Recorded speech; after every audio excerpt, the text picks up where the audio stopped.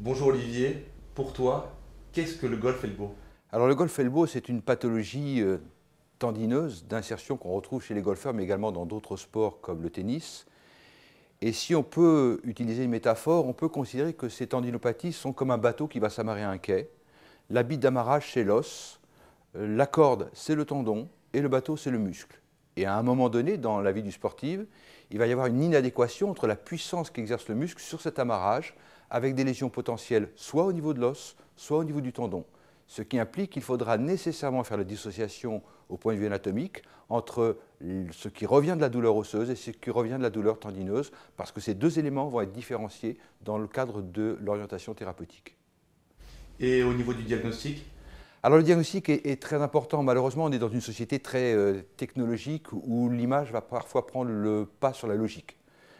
Comme toute chose, il faut d'abord un interrogatoire parce que la perception subjective qu'a le sportif de sa douleur donne une information considérable sur le type anatomopathologique que l'on rencontre. Donc interrogatoire pour savoir si le début a été brutal ou progressif, savoir si la gestuelle sportive est en cause ou la gestuelle professionnelle, savoir également s'il y a des signes d'accompagnement qui pourraient orienter vers une autre pathologie que l'épitroclite, la pathologie tendineuse, et je fais notamment allusion aux pathologies neurologiques qui vont donner des paresthésies au niveau des doigts.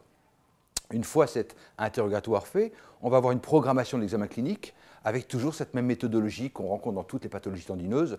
Il faut palper un tendon, repérer la zone douloureuse.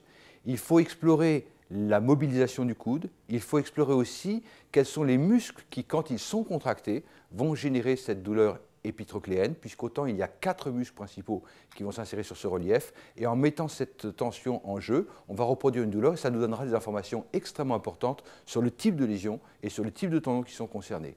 Et en un second temps, une fois cet examen clinique fait, on va orienter, en fonction de ce qu'on a comme indication sur l'anatomopathologie, on va orienter les investigations complémentaires qui reposeront sur une échographie, sur une radiographie, sur une IRM, mais il faut avoir à l'esprit, c'est impératif, que le clinicien est d'abord le chef d'orchestre de l'orientation et du dispatching de ces différentes investigations complémentaires.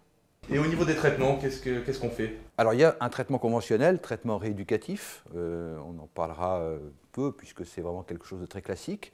Il y a un traitement polémique qui est l'infiltration locale de corticoïdes, et je crois qu'il faut respecter ce traitement en injectant autour du tendon et en ayant la rigueur de n'effectuer ce traitement qu'une fois, qui va permettre de passer un cap hyperalgique et nous permettre de revenir au protocole de rééducation qui va ramener le sportif en adéquation avec son sport.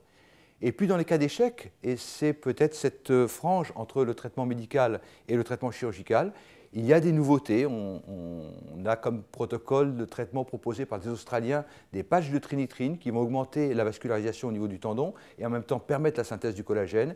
Et puis on a une nouveauté qui est l'injection des facteurs de croissance que nous utilisons depuis 2008 maintenant et qui consiste à prendre du sang, à centrifuger ce sang, à récupérer ces facteurs de croissance et les réinjecter sur le tendon, en quelque sorte de permettre au sujet de maximaliser sa cicatrisation spontanée, donc d'aboutir à un traitement qui est naturel. Il y a beaucoup d'inconnus sur ces protocoles thérapeutiques, mais ça donne beaucoup d'espoir dans le futur et surtout ça nous garantit qu'il n'y aura pas de iatrogénie, de toxicité de ce traitement, puisque c'est un traitement qui est naturellement involu à la personnalité, au corps humain.